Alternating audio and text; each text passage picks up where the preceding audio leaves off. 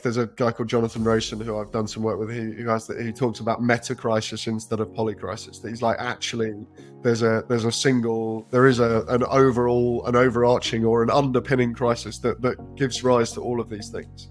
And that, I think, is the level at which I'm trying to work. And for me, that crisis, I understand the meta crisis to be a crisis of story, because I believe that we are trapped in what I call the consumer story, which is a story that says that the right thing for us to do is to pursue self-interest, to choose the option that suits us best from those that are offered, on the basis that individual self-interest will add up to collective interest and deliver the best society as a whole.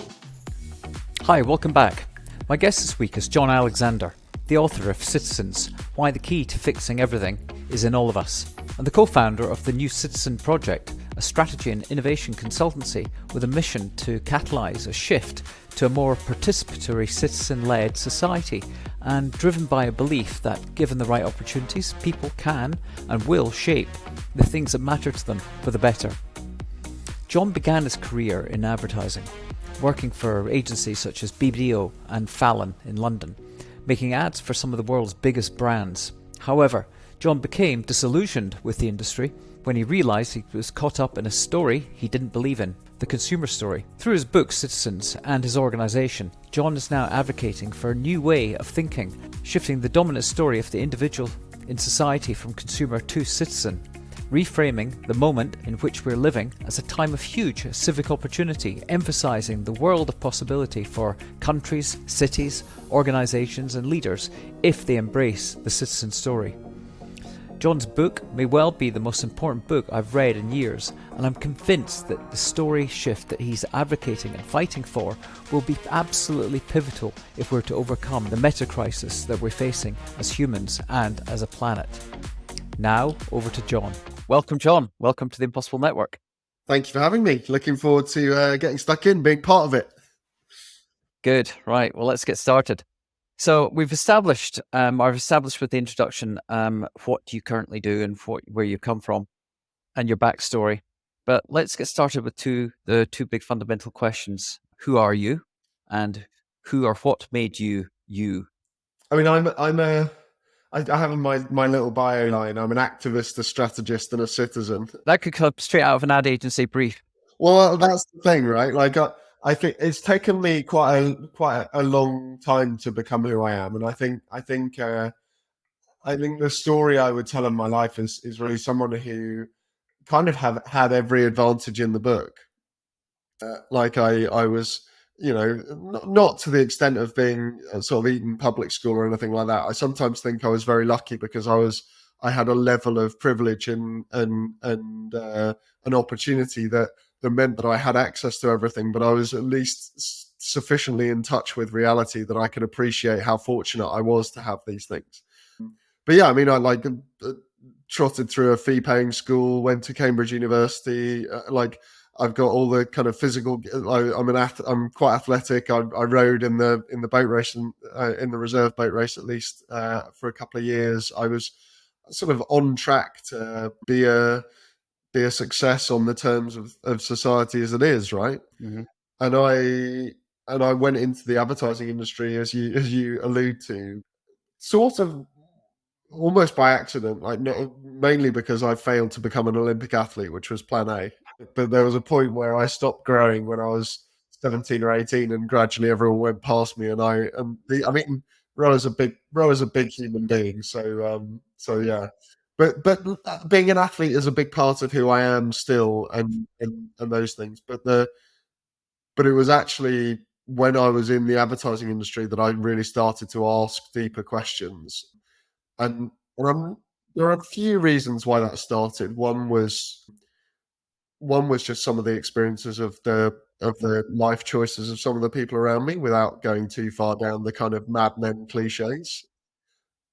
But I think more it was a sort of growing political consciousness, really. The year I started working in advertising was the year of the Iraq War. And then the other part, and then the real kind of shift was down to my relationship with my partner. We've been together since university. We met when I was coaching the college girls rowing through, and she's had a, I would say, is more tuned in, was more tuned in from an earlier age. She grew up in Stockport, and but was also very environmentally conscious from a very young age. And basically in about 2005 we went to live and work in Zambia for a year, steered by her. And Assume that she wasn't in advertising. no, Jane went to work in consulting, and then we took this year together to go and live and work in Zambia, and then she came back and went to work for M&S in Plan A, and then set up a social enterprise, taking credits out of the emissions trading scheme, and won a load of awards for that, and then ran the carbon measurement function at the National Physical Laboratory, and then has now set up and now runs a major climate and air quality philanthropy. So she's Wow. she's a pretty one of my answers to who are you is I carry the bags for Jane Burstons. And it keeps you on your toes. Yeah, but it was that decision to go and live in Zambia for a year, and really coming quite viscerally into contact with the realities of climate change as far back as 2005, 2006, that I think shook the basis for me quite dramatically. But we'll come back to that. Before you do, I mean, you've established very succinctly about who you are and how you reference yourself. But who or what made you you? What were the impact of your parents, siblings, mentors on that journey of transformation? So I that line about all happy childhoods are the same. I had a very happy upbringing, and I've always been very well supported by my parents and my family. But I mean, I want to say this with love for them, but that they haven't sort of steered me in that sense. I think they're a supportive presence and would have been no matter what I decided to do. I've got a question on that because, I mean, when you explain that trauma, and it sounds like a traumatic experience of that awakening of the insidious impact of advertising on individuals and collectively on society. Something steered you in a completely different direction. There must have been some set of values that were instilled in you at an early age to give you that sense of belief in yourself that gave you the courage to manifest this new life and this new vision and bring this vision to life. Do you think there was anything in looking back at the impact of your parents or your upbringing on giving you that inner will? Honestly, no. I think it's more. And the reason I ask Yeah, it, and a reason to contextualize it, when I read your book and you talked about reading Naomi Klein with No Logo, I read the same book. I was on vacation at the time with my partner, and I was sitting and I was working at Grey at the time, and I read it and I just went, holy shit, what am I doing with my life? Yeah. Now, I didn't do anything. I'm okay. I've walked away from advertising now, but it's taken me a long time. I'm certainly not having the impact you're having, but I didn't do what you did. So I'm intrigued as to understand what was it gave you that I'm saying courage or inner strength to realize, because I know a lot of people in advertising feel the same way. I mean, honestly, though, I think it's more a question of a combination of chance, and I see it more as external factors than internal. I don't. So what actually happened really was that having come back from Zambia, like having some of the experiences, reading some of these books, I was back at a desk in an advertising agency, and I was trying to work on better stuff, right? Like I was doing work that was trying to sell train instead of plane, trying to sell fair trade chocolate, all the kind of ethical consumption stuff. And it was at that point I got a phone call one day from someone who was trying to sell me a research product. A woman called Karina Gaffney, who now works at Kelly Chase Foundation, actually. And she tried to sell me this product for about 3 minutes and then gave up. And we ended up having a 2-hour conversation about the master's degree that she just completed. and within a week I'd signed up for this course. It was a combination of that course, which was essentially sort of 2 years of group therapy, Yeah. uh, and particularly one person on that, one of the tutors on that course, a woman called Chris Seeley, she died a few years ago, and she's one of the most important people in my life for sure, who held the space for me to, I think, sort of keep my hand in the flame of this stuff. Like, I think you're right. I think even back then, so many of us were starting to ask these questions, but we didn't have any spaces in which to keep holding on to them. And so yes, there is of course, and like I say, I want to give my parents and my partner huge credit in for everything I've done, and they deserve it. But more in the sense that they have been deeply supportive. They weren't. I don't think I took any more from them than many of my peers would have taken in sense of values and so on. I think, and look, this is really important to me in a lot of ways, because I don't agree with the idea that there are a few exceptional people who can change things. I I, I think we're all citizens by nature, and I think that the problem is the story that surrounds us. And I was fortunate enough to have the conditions to sort of stumble into the conditions. Yes, of course, I was inquiring to some degree, and I had this thing about, like, what are we doing to ourselves when we're telling ourselves we're consumers all the time? Like, I had started to form that question, but no more than you had, and no more than others had. And it's like, and I guess in many ways, what I'm trying to do with my life and my work now is say, what if we all lived in the context that supported us to live out our values properly, instead of a context that continually shushed us. This idea that actually what those 3,000, 10,000 by more recent estimates commercial message a day are doing is continually repeating a message that's basically saying, shush, little people, just go shopping. Like, shh, stay in your box, stick to your bit. Your role is to pursue self-interest, and that is your contribution.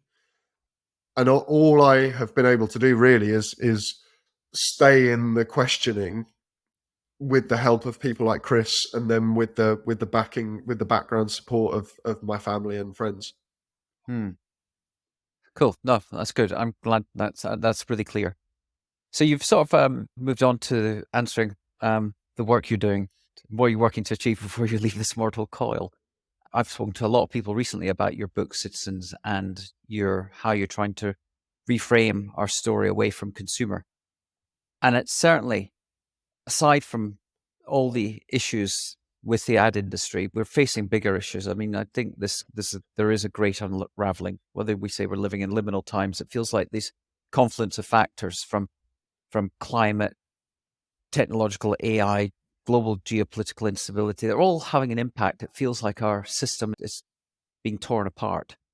This idea that you've got goes beyond what a lot of people talk about is, oh, we need a new system, we need a new political party, we need to reinvent democracy or kill democracy.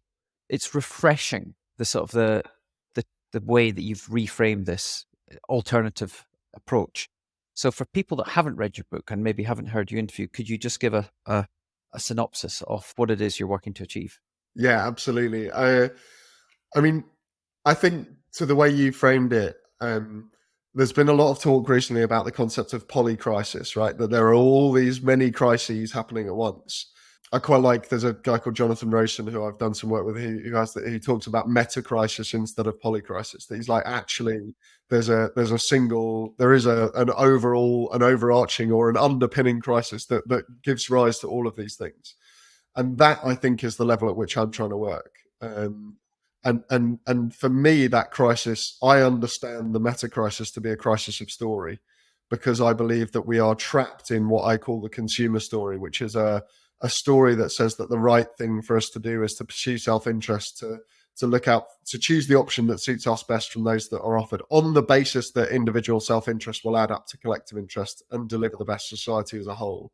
Like, it's not an evil story in the sense of deliberately seeking bad outcomes. It's an evil story in the sense of leading to bad outcomes and portraying itself as good. and that story is itself the cause of all, at least many, direct cause of the polycrisis. So we have a crisis of loneliness, and surprise, surprise, we have a crisis of loneliness because we're working from a story that says that we're independent, isolated individuals. We have a Mm-hmm. crisis of inequality, surprise, surprise, given that we're working from a story that says that society is a ladder you climb and a competition. Like, that's going to give rise to inequality. We have an ecological crisis, and surprise, surprise, we have an ecological crisis because we're working from a story that says we're separate from nature and should take from it, right? Like, of course, we have these things. And what also follows is that we're not going to be able to solve those crises from within the story we're working from. And so, in that moment, so this isn't just about advertising, right? Like, advertising, I sometimes think of it like as almost like the priesthood of a religion. It's not the priesthood that's to blame, it's the religion, right? But the priesthood has an extreme kind of agency in this. So like, in, and I don't want to pursue this metaphor too far, but it's through, if you look through history, it's been defrocked priests who've done quite a bit to tear religions down, right? So but the I guess the other thing that's worth saying by way of a brief synopsis of the kind of the thesis of the book is that in this moment in time, that story, that consumer story, is collapsing. What is happening as that occurs is two things. One is that a much more dangerous and much worse story is raising its head, which is what I call the subject story, which is essentially the authoritarian story, the God-given few who know best and will tell us what to do to create the best outcomes for society as a whole. That is the default option, and that was the dominant story in human society for a very long time. And also, there is another possibility that has also been there and is arguably the oldest story of humanity, which is what I call the citizen story, which is an approach that says actually the right thing to do is to get involved, to contribute your ideas, energy, and resources to the pursuit of the best society as a whole, and to encourage others to do the same, to on the basis that actually all of us are smarter than any of us, and it's precisely by putting together that collective will, that collective intelligence, that collective artistry, that we will create the best society as a whole. And what I'm trying to do in my work uh, is celebrate where that story is emerging, and provide a service to that emergent story by offering some language and making some distinctions in relation to it so that more people find it easier to see and distinguish and therefore step into. And particularly, I see my role as being to address people in positions of power, because I think that, well, not least because I look and sound like them. Mm-hmm. So it's easier for me to be heard by them than many of the other people who are speaking from the citizen story. And so if I can play that role, I can help them to open the space for others. And that I think, so it's partly because that's who I am and who I sound like and what I look like, but it's also partly because I do see that as a critical intervention point. If those in positions of power in the existing story do not open the way to the new story, and I mean that from the best of intentions sometimes, if they think that their role is to save us, but if they keep the rest of us out, then what they will do is they will force the world into the arms of the subject story again. Um, so yeah, so that's the work I'm trying to do: naming, connecting, showing a way, particularly kind of nudging and pushing at the leaders, so-called leaders, to truly become leaders.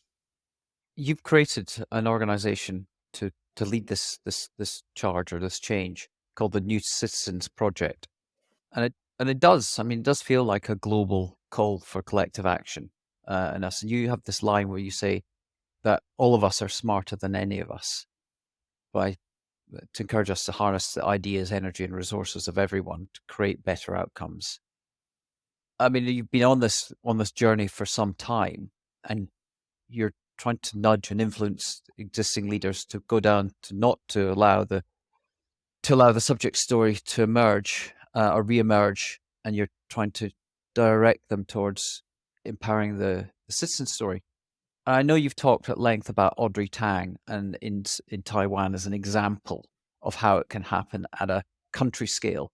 But you must have seen in your travels some incredibly inspiring examples of where this story is emerging, where people are doing, as you say, that all of us are smarter than any of us. Could you just give a couple of examples of people to so they're aware of where this is happening? Yeah, I mean, I can go on for hours on this, but I'll try and just pick a couple of relatively simple ones to open up, and maybe Mhm. I'll give you one of my favorites, and then one of my most recent experiences. Yeah, that'd be good. Um, so one of my favorites, just for its beauty and simplicity, is what's been happening in Reykjavik in Iceland over the last 10-15 years. And it started with the Icelandic financial crash, and there was a thing called the pots and pans revolution. People were banging their pots and pans, and there was this whole vibe of like, we can't leave. There's huge elite corruption. There's a real vibe of like, we can't leave running the country to others anymore. We have to get involved ourselves. And there was a big return of people from who'd left the country back to Iceland, including a couple of game designers who were living in the States. And they came back and put their skills to bear on designing a platform called Better Reykjavik. And they challenged the mayoral candidates to adopt this platform as a way as a way of building their manifestos, or opening communication with citizens in the next mayoral election in Reykjavik. And one did, the candidate for the best party, which was a new party from nowhere, and he won. And he brought in the platform into the running of the city, and essentially it's a really simple Reddit style platform where anyone can propose an idea for how the city could be better. They're sorted into categories, upvoted and downvoted. You can comment, but you can't troll. There's some really nice design features in it. And there's a commitment, and the then mayor instituted a commitment that the city council would debate and give a public response to the top ideas on a regular basis, I think monthly. And that institution that has survived his term and into the next, and is now sort of institutionalized into the running of the city of Reykjavik, and has led into a participatory budgeting interface and all these sorts of things. So that's just a really lovely example, and I think what I draw out of that is this idea of the really clear commitment and the structure of power, which is to say, it's not saying the top voted ideas, the most popular ideas will be enacted. It's saying the most popular ideas will be discussed and given due credit, and then there will be a public response to them. It is a respectful kind of relationship. And if they Mhm. can't be adopted, then we'll tell you why not, and we'll suggest a way forward, and da da da. And that kind of clarity of conception, of that clarity of relationship with power, is a really good way of helping people understand that what I'm not talking about is just like, hell, vote up everything, user generated Mm. society, go. It's like there is a design challenge in this work that's really important to underline. So that's one example. The other, so that's a sort of the insider power opening up with a bit of outsider Mhm. prodding. The other example I'll share with you, my most recent and most joyful in many ways, is I've just come across an organisation called PFG Doncaster in Doncaster in Yorkshire. And PFG stands for People Focus Group. And this organisation started when a social worker uh, was basically told that she couldn't stand up for the rights of her clients, as they were as she Mm. was forced to term them, in standing up for payments that they were due. And she certainly couldn't introduce them to one another and help them to sort of fight this, because she had to deal with them individually. So she quit her job and held a meeting where she brought these people, the 6 or 7 people together, and talked to them about how she might be able to help them to fight for the payments that they were due. And at that meeting, what happened was that they began to offer each other support. These people who were supposed to only be recipients of support started to offer one another support in this period of time. And the social worker, Kelly, her name is, was just overwhelmed by this. And it grew and grew, and more people sort of came to these meetings. And now, 10 years on, I think there's a space called the Wellness Centre in Doncaster. They've got a series of satellite, what they call bumping spaces. And the whole orientation of this organization is that everyone is a helper and needs to be helped. and there's a guy called Glyn who's one of the kind of key. He's a volunteer. He's a peer supporter. He's a member of this community, and he's a director of the organisation. And Glyn he's got all the challenges in many ways you could possibly imagine. He's been diagnosed with personality disorders, with autism. He's got sleep apnea, diabetes, asthma, and Glyn, he was being seen by something like 7 different services before he became involved in PFG Doncaster. He is now a net contributor. He is a director of the organisation. He gives conference speeches to thousands of police officers to help them understand how to communicate with people with mental health issues. Like, this is such an unbelievable articulation, and Glyn is one of many. You walk into this organization, you walk into the room, and you're in the most homely environment you could possibly imagine, with people just talking to one another as equals. And this is the thing I'm saying. Like, the deep insight at the heart of this is we are all citizens. We all need agency, and we all want to contribute.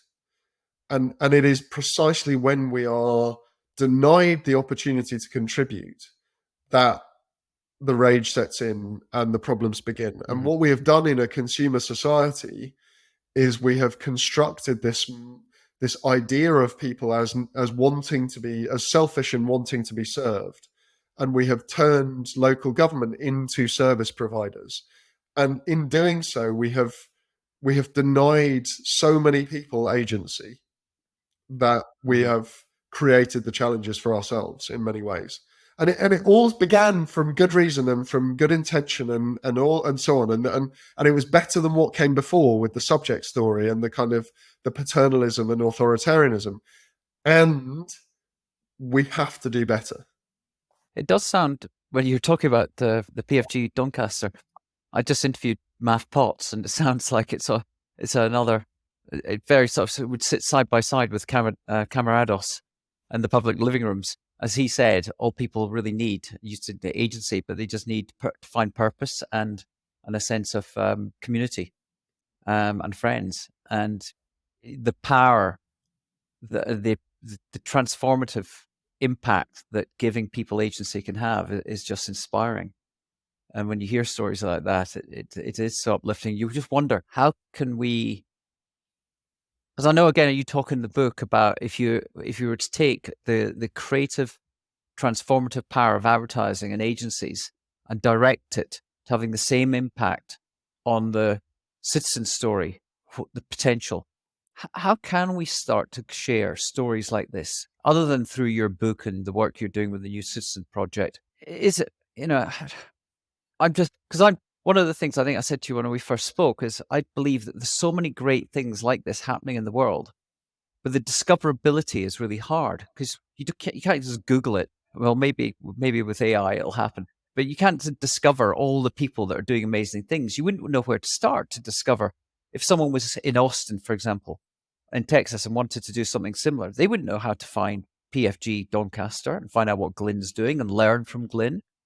So I'm intrigued as to how do we build a network where people can start to share their experiences and have that impact that you talked about in the book. I mean, this is a very live question for me. I mean, so there's a theoretical framing that I really like for this challenge, which is originally put forward by an organisation called the Bacana Institute, and Margaret Wheatley is one of the key. Called what? The Bacana Institute, Berkana. Okay. And they call it 2 loops as a theory of change, and essentially, if you imagine a sort of a semicircle, like a grimace, an upset face, and then a semicircle like a smile, slightly offset with it. They're basically saying that in any given moment, or in moments of change, where you really are, is that there is an old system that is in decline, and that's the declining line, the line that's risen and then is dropping.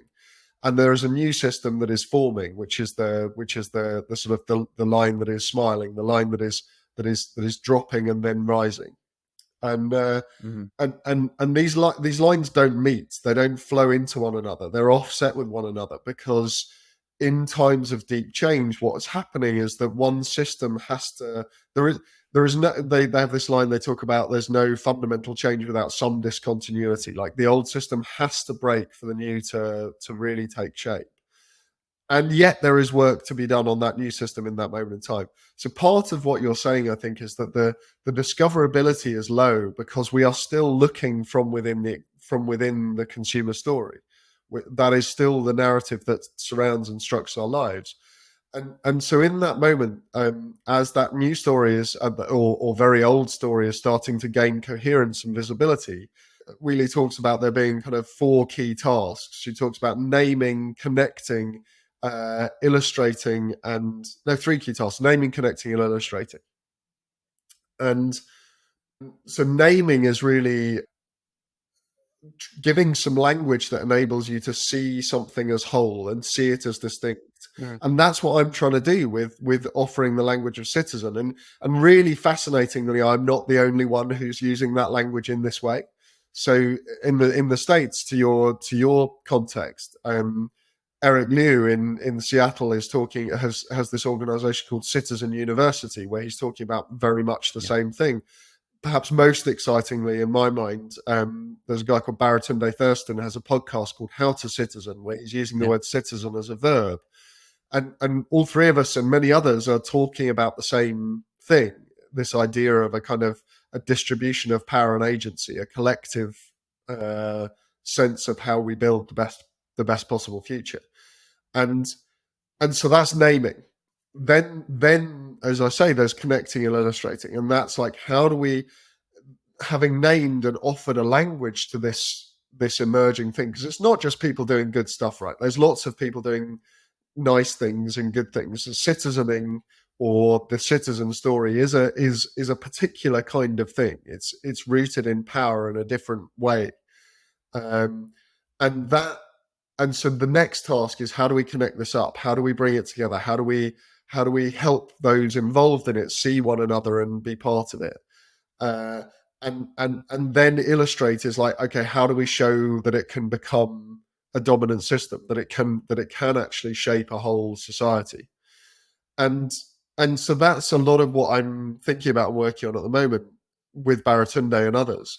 But what I would also say is, I don't think that's the. I don't think this has to be a kind of incremental, like, gathering and building.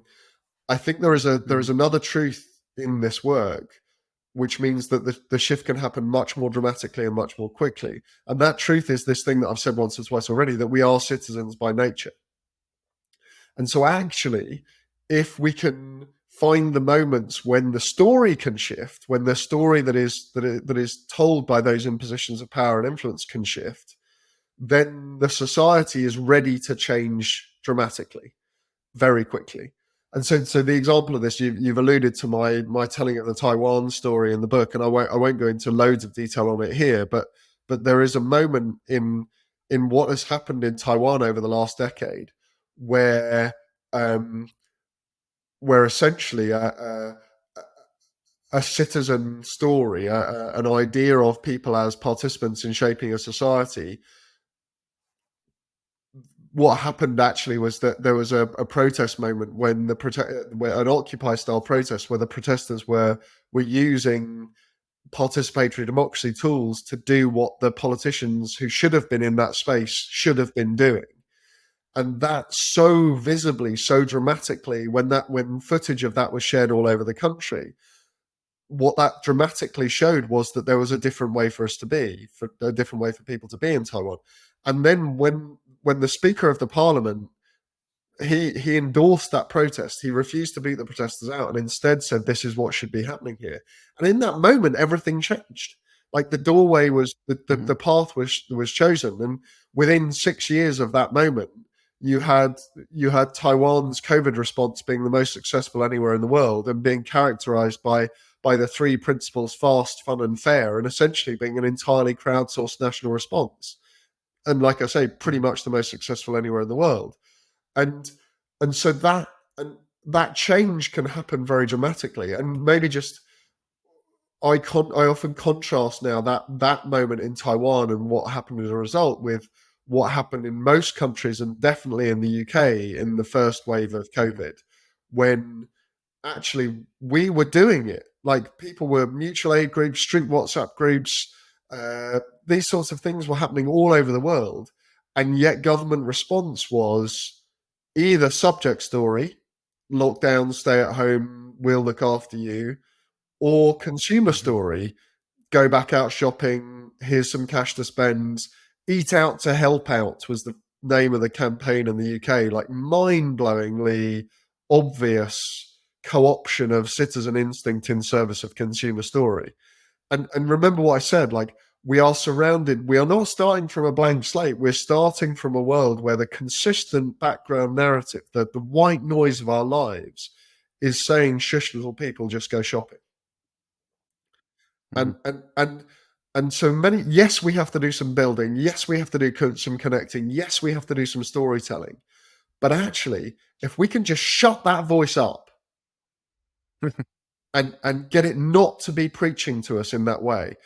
This again is back to the analogy with religion, right? Like the most insistent religions in the world are calling their adherents to prayer nowhere near as often as the consumer story.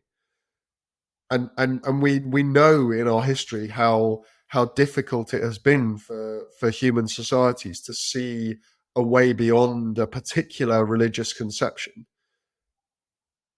And that's the best analogy, I think, to the trap we're in at the moment and the work of breaking it. Mm-hmm.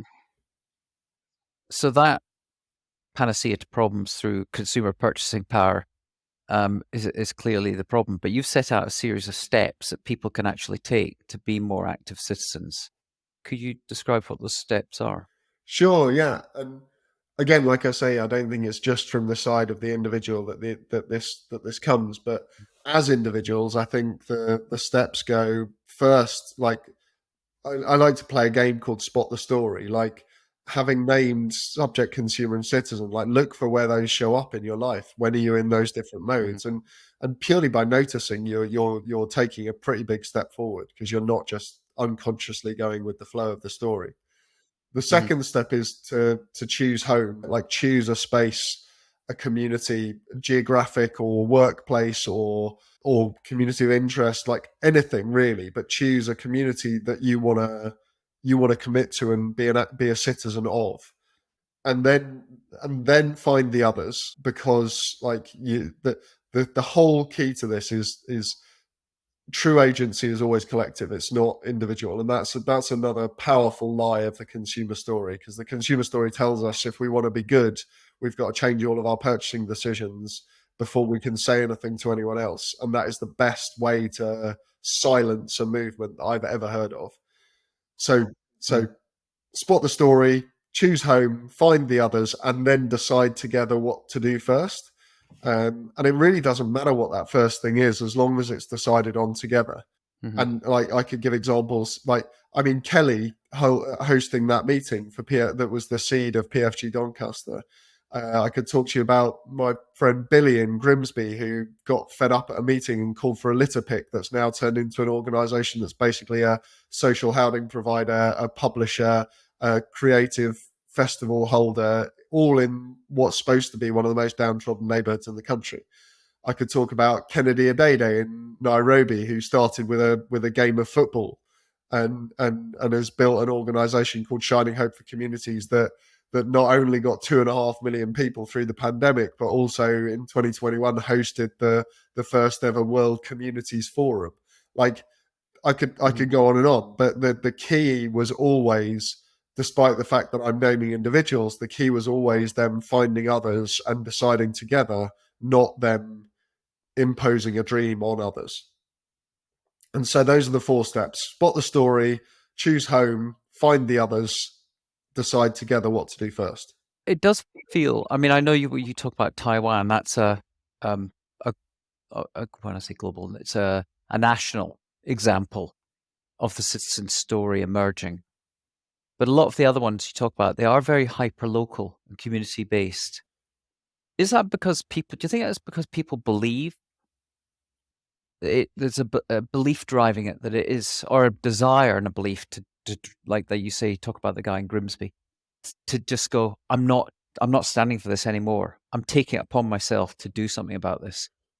And therefore, the people see in at their hyper local level change is possible, whereas at a national level, it's much harder or more challenging. And probably somehow you've got to co-opt a person in a leadership position, like you said, the Speaker of the House, to trigger that change at scale. I mean, either trigger or get out of the way, both of which are active decisions. Yeah. But look, I mean, firstly, the first thing I want to say is it's not just hyperlocal, right? Like, I mean, the Reykjavik example, that's a whole city. The cities of Paris and Brussels now both have standing citizens' assemblies as part of their governance structures. Those are cities of many millions of people. Taiwan's a nation of 23 million, you mentioned. I could talk about, like, with flaws, but the process in Chile where they effectively tried to crowdsource a constitution, that's a full national process. Portugal had a national participatory budget in 2018. Like, there are. I'm not pretending that this is the old technology adoption curve where there's the chasm.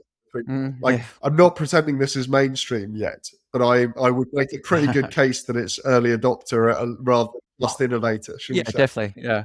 You just driving it towards early majority. Exactly. Yeah, I'm working on crossing the chasm. That's my. Yeah. But the but sorry, just to your point there, I think so. While I would contest the frame a little bit, I do also think it's true that there is a parent starting from where we are, and I would then say, and this is happening everywhere. Like, everywhere I go, particularly in the UK, because that's where I've been looking around. I've been to Brigg and Doncaster and Sheffield and Grimsby and Colville in Leicestershire and Hastings, and like all of these places that people think that there's nothing happening, and it's happening.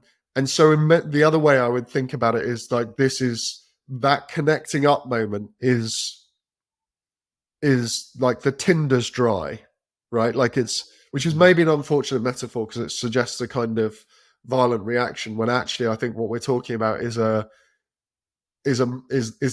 peaceful alternative. One of the ways I was talking about this the other day was like, I think part of the case I'm making to people in positions of power at the moment is I'm saying, look, I want you to think of yourself as being inside a tower.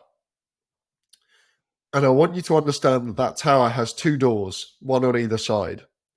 And on one side, there's a group of people who are knocking politely on that door, who have thought very hard about how you might open that door and how you might invite people in and how you might do things differently. That's one option. On the other side of the tower, coming towards the other door, are a bunch of people with pitchforks and torches. And frankly, one of them's wearing bull's horns and a cape, right? Like, and they are trying to tear you down. Do not mistake the two sides of the tower for one. And that I think is the great challenge in this moment. The people who scare me most aren't the people with pitchforks and torches, honestly. I understand their anger. The people who scare me most are the people inside the tower who think that their role is to fix the world for us, because they can't. Yeah, that's a great metaphor. You've created, or you're certainly proposing something called an alternative to the Consumer Confidence Index, called the Citizen Confidence Index. Could you maybe discuss this as a measure of where we are in the terms of national, global belief in the citizen story? Yeah, I mean, and its power. Yeah. I mean, like, the fact that there is such a thing as the Consumer Confidence Index, which I mean, I'm sure others have talked about, and I know they have, that GDP was only codified, invented really in 1937, and yet it's become this sort of arbiter of the success of nations. Well, really interestingly, consumer confidence was only first articulated, I think, in 63 or around, like, in the 60s. And the reason why it was articulated was because in the first kind of drop off of the post-war economic boom, there was a hypothesis developed for, like, we need an indicator that can help, like, be a bit more sensitive than GDP.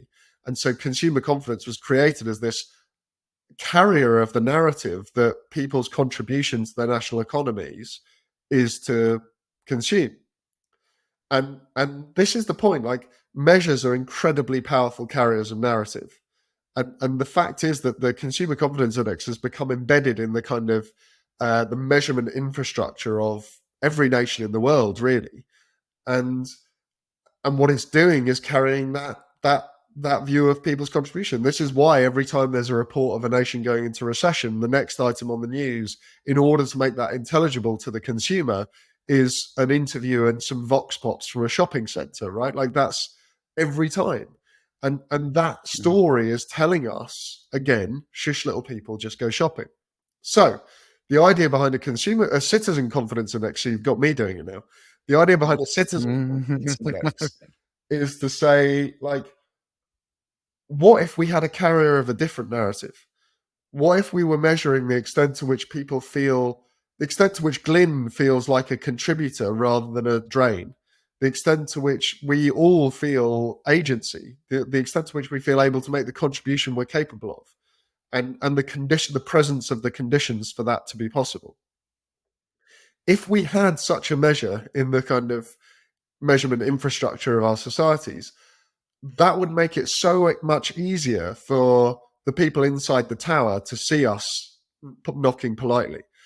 And so it's quite a good example of the work I'm trying to do at the moment, because it's like, what are the systemic interventions, the kind of the ways we can mess with the language of the existing systems to unlock and enable this story, this alternative story, to take hold, and measures the goals of a system are a really powerful example of that.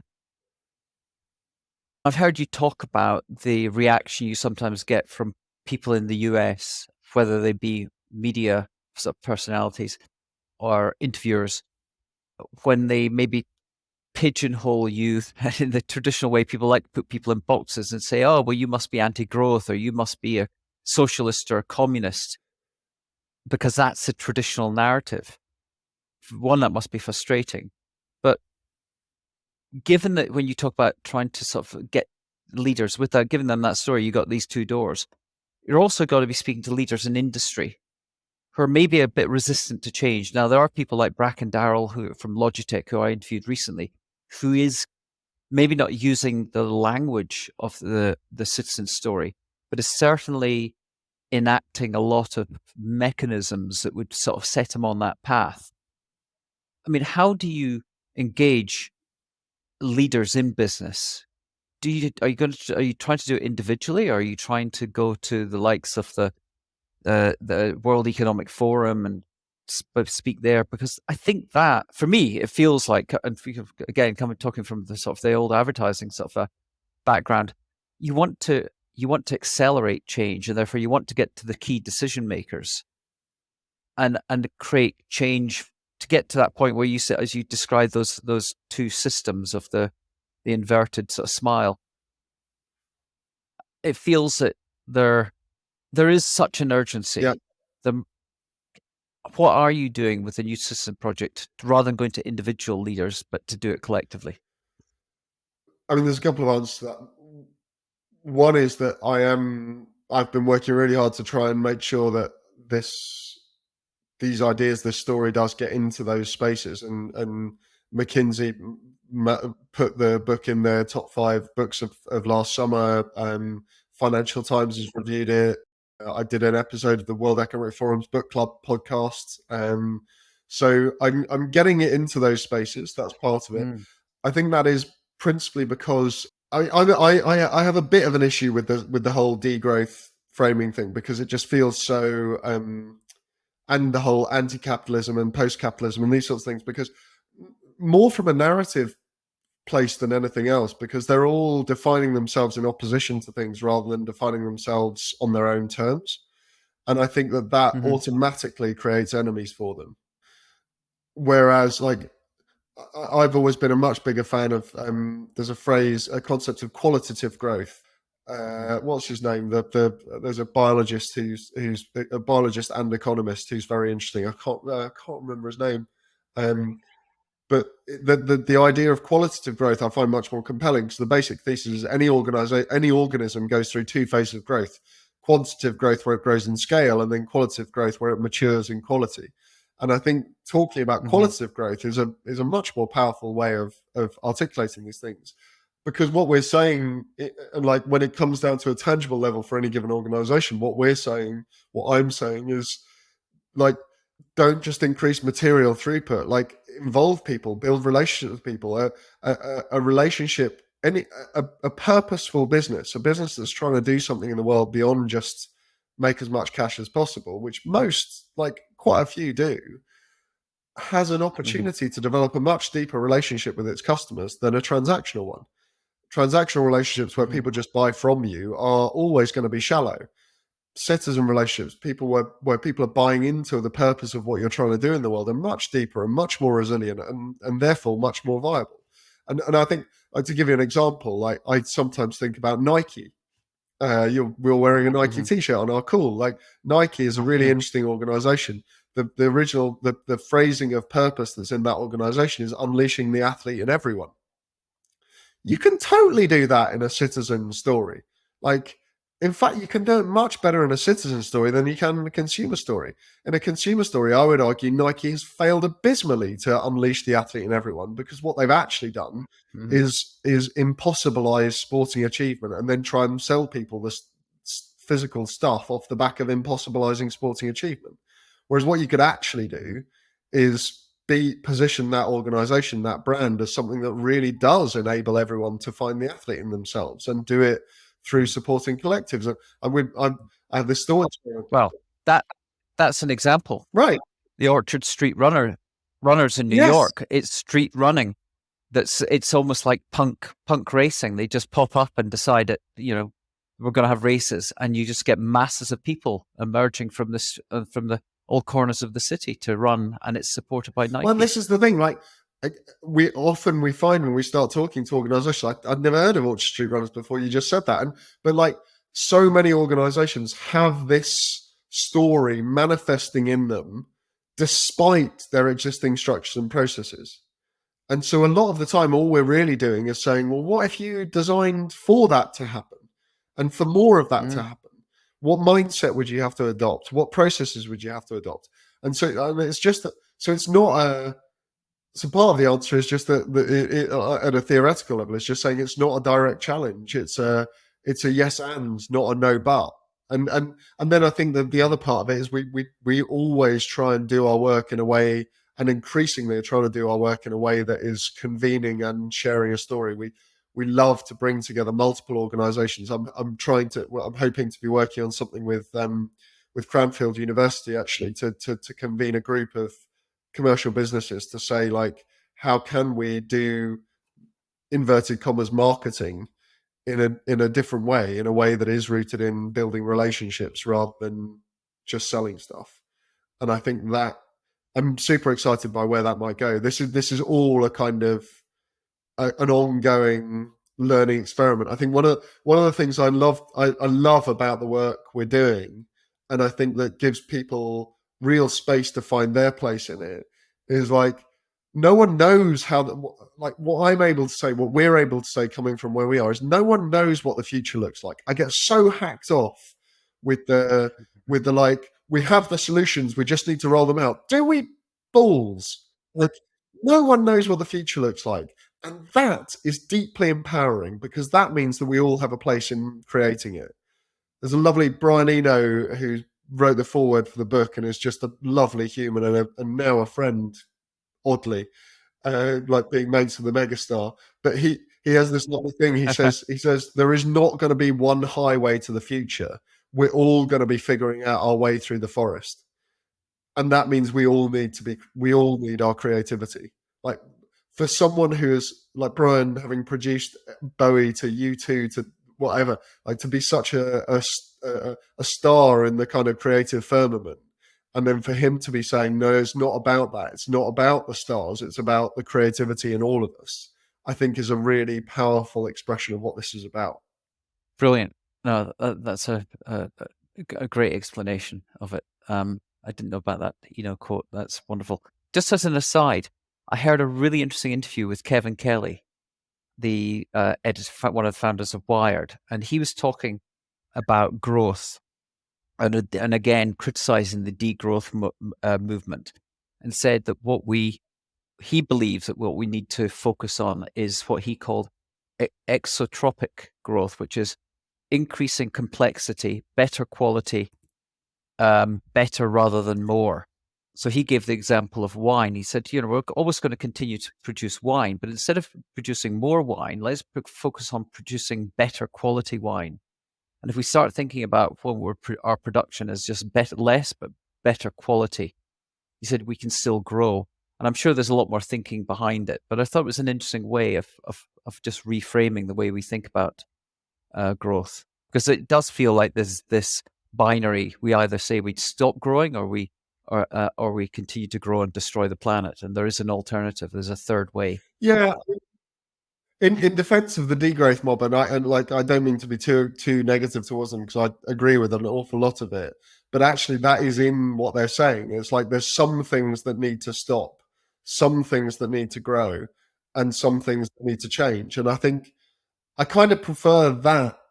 Look, in many ways I agree with their prescription. I just want to reframe it, and it's slightly.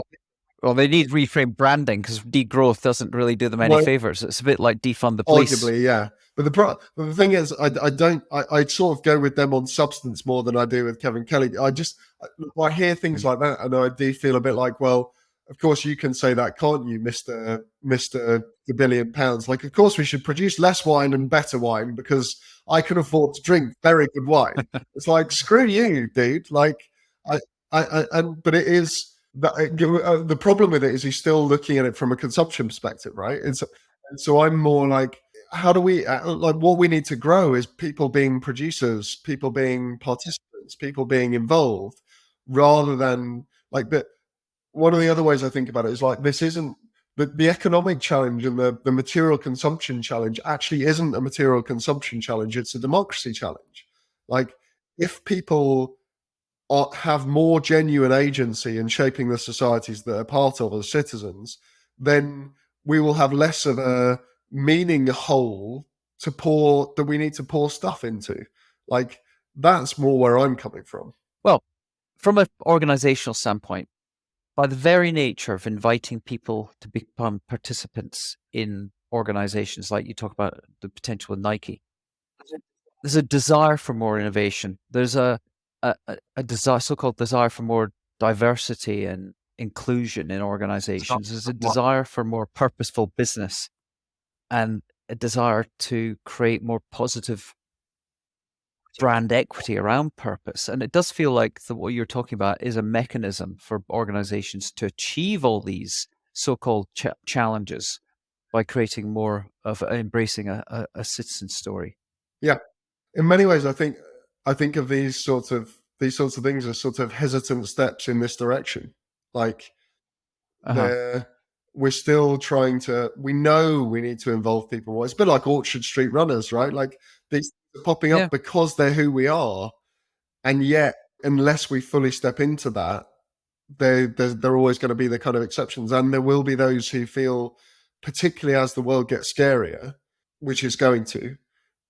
There will be more and more people who are so threatened by that they join the pitchforks and torches.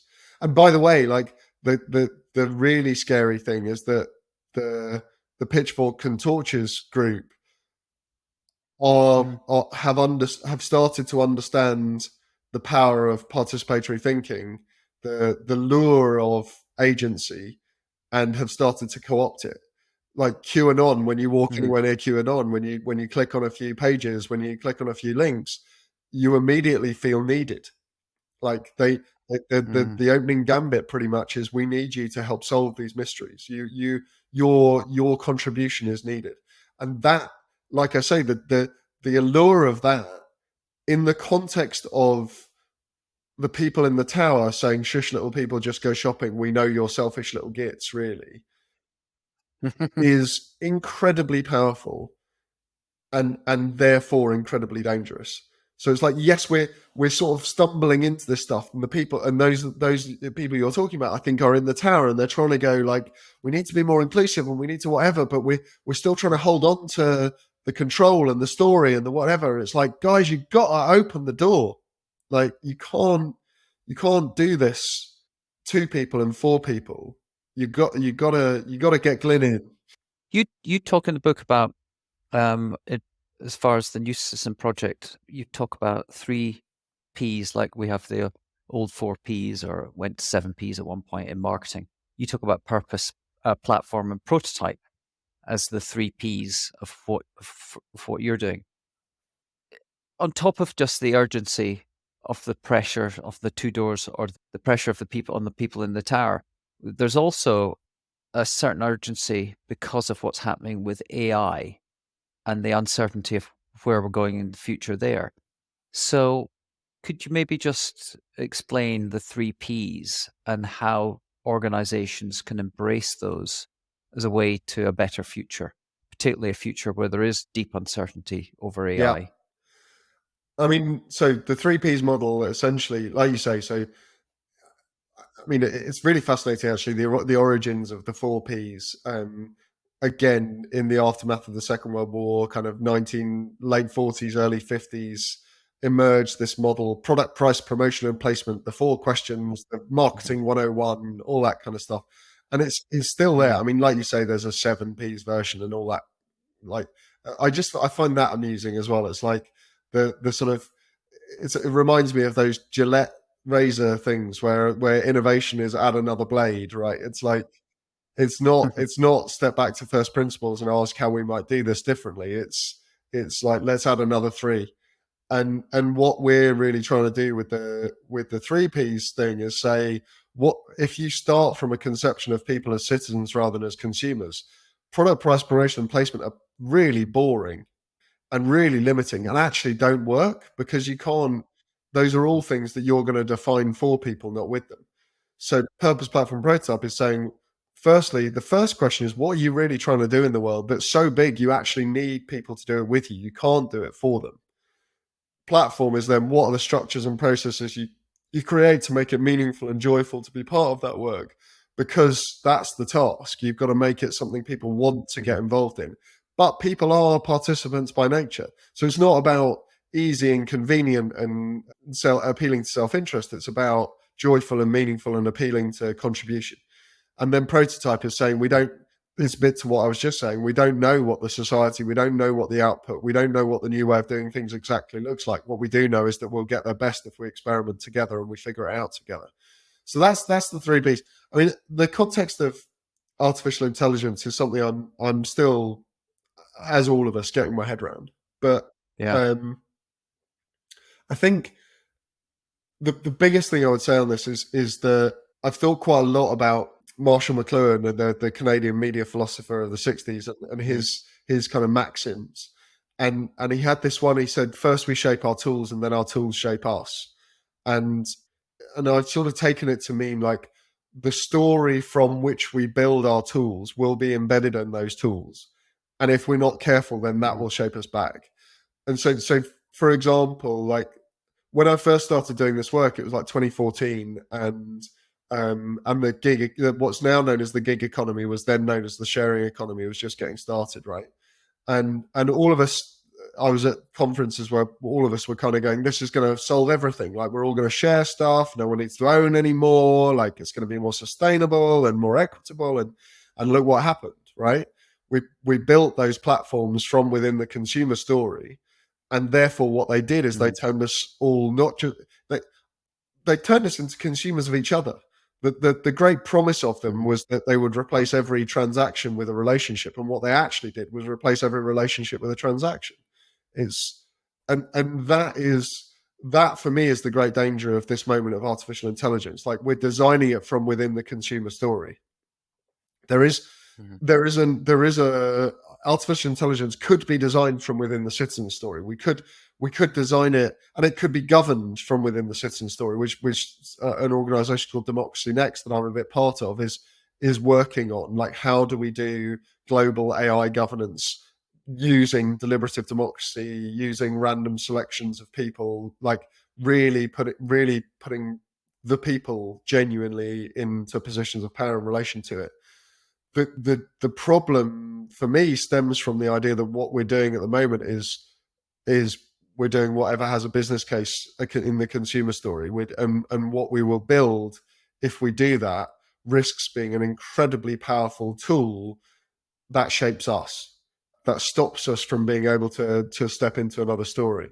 Like, I was reading one of my favorite books, Tyson Yunkaporta Porter, Aboriginal philosopher, has a book called Sand Talk.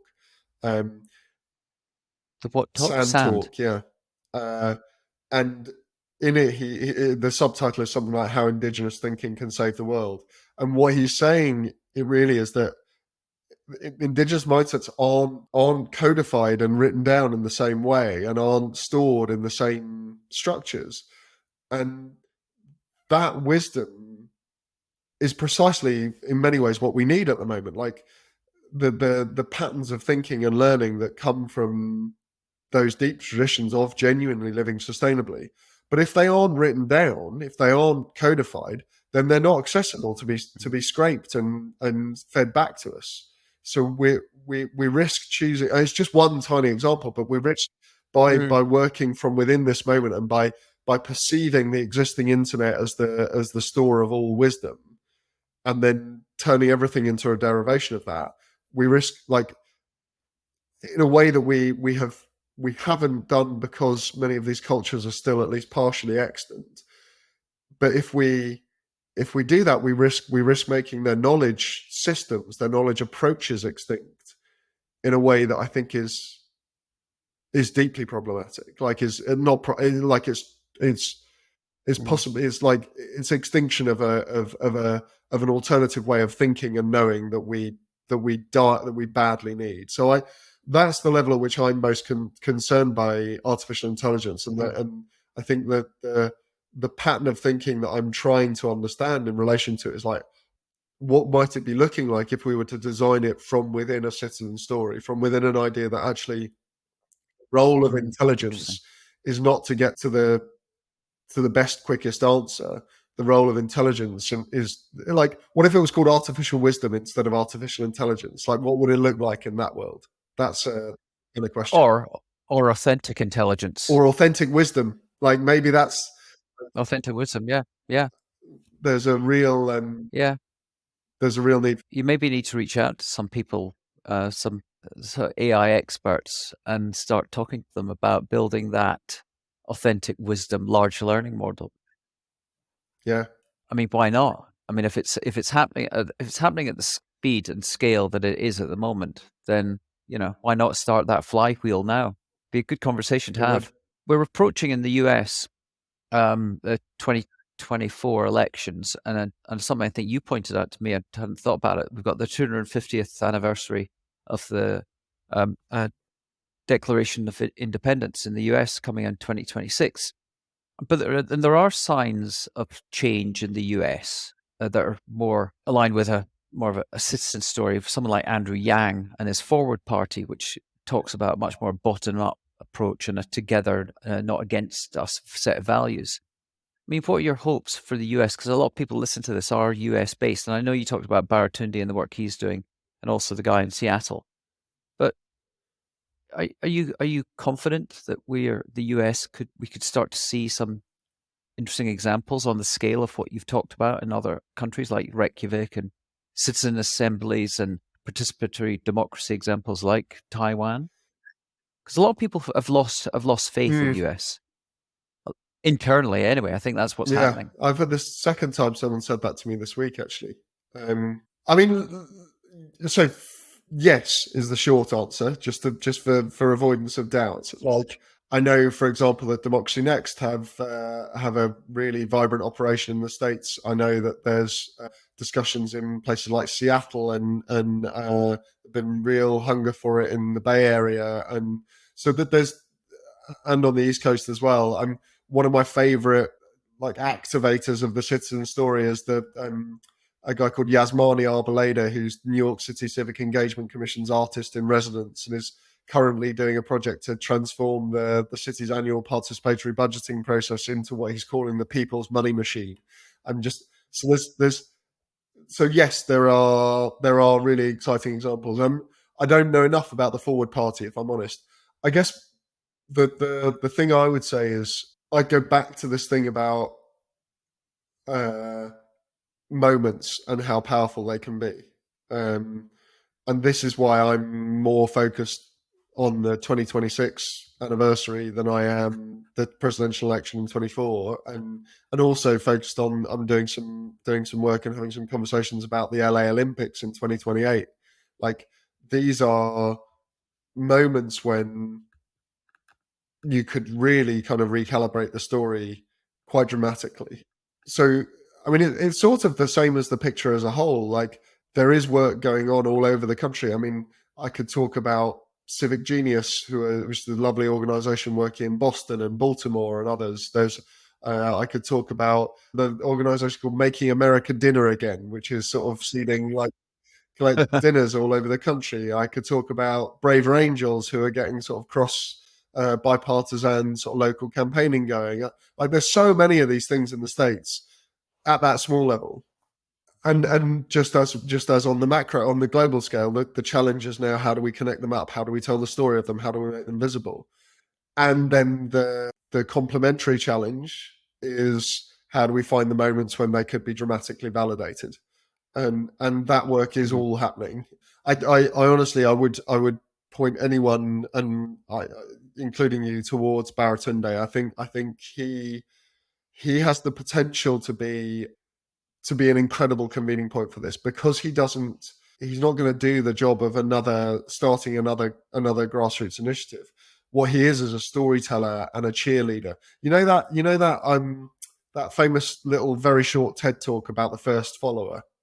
You know the one where it starts so that it's about leadership and it says like many people think of leaders as the people who are prepared to go out on a limb, and the videos of a single guy gets up and starts dancing like a crazy man in this field at a music festival and everyone. Oh yes, I know the one. Yeah, and it's like that isn't leadership. Actually, leadership is the first follower is the true leader. It's like the first person to get up and join it because then everyone who secretly wanted to then does. And in many ways, like how I'm coming to think of Baratunde and the role he could play, and maybe me in the UK and the role I could play, is a first follower, not a leader. Right? It's like, what is it? What might he or I or many of us do in validating and making visible and saying these guys are amazing, like being the cheerleader and the storyteller and the coach rather than the athlete. Like I think that's what I think will transform it. And I think the How to Citizen podcast is a first iteration of trying to do that, I think. But there's loads more to come. Okay. I'd just like briefly your reflection or point of view on the power of cooperative movements. Yeah. I interviewed last week a guy called Omar Freya, who runs a cooperative movement that started in the Bronx in New York and is now going global. And it's really interesting. It's very focused on Black and Latin communities. But it feels to me that what you're talking about is there would be an accelerant of the citizen story if we started to encourage and embrace more cooperative type or style businesses. Yeah. I think that's right. I think again, like what has happened to the cooperative movement, certainly in the UK, is it's become very trapped in the consumer story, right? Like and this is a real problem because a really powerful piece of language and a structural idea that could be helping us step into the future has become just a supermarket loyalty card. I mean, the cooperative bank in the UK is not actually a cooperative anymore, and yet it still has the name. The disservice that is making to the work we need to do is unbelievable. But so little moan, but yes, like there is a cooperative renaissance going on. There are more and more co-ops springing up all over the place. There are the concept of DAOs, decentralized autonomous organizations, kind of potentially bringing cooperativism into the blockchain era.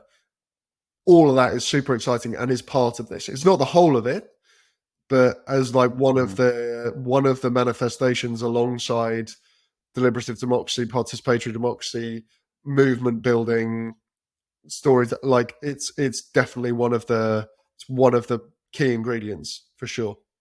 Okay, that's cool.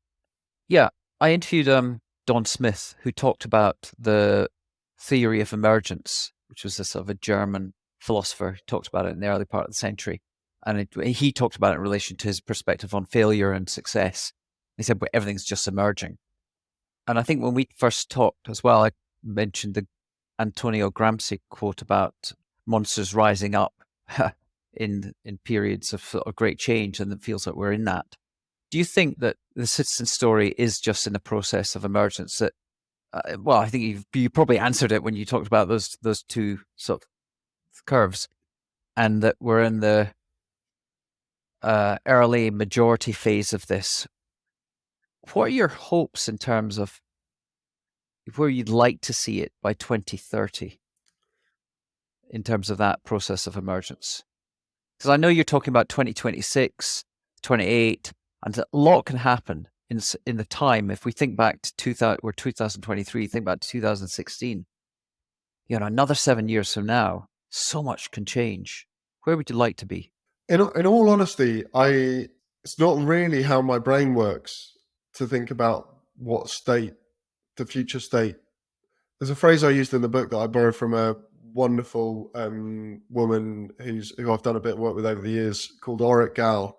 Her name means light wave in Hebrew. She grew up in a kibbutz, but she's a complexity theorist, and she talks about social acupuncture, and the idea that I mean, I use the language of emergence as well, and she does, but I don't know if we're using it quite the same way. It's like, for me, it's about saying like this deep story of who we are, this citizen story is everywhere, and it's in us, and it's there, and it is emerging, and therefore the work is to unleash it. It's like to release the energy flow of that story.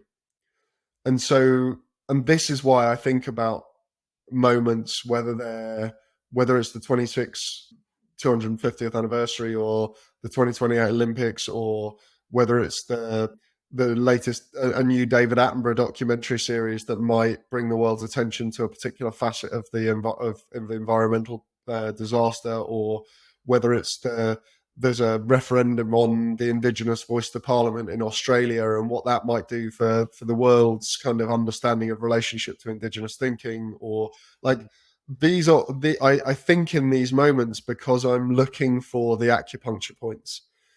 And so I focus there because I believe that either we will release the energy of this story or we won't. And I don't, and also because I don't really know what it would look like. I don't think we can know, and I don't think it's important that we know what it looks like.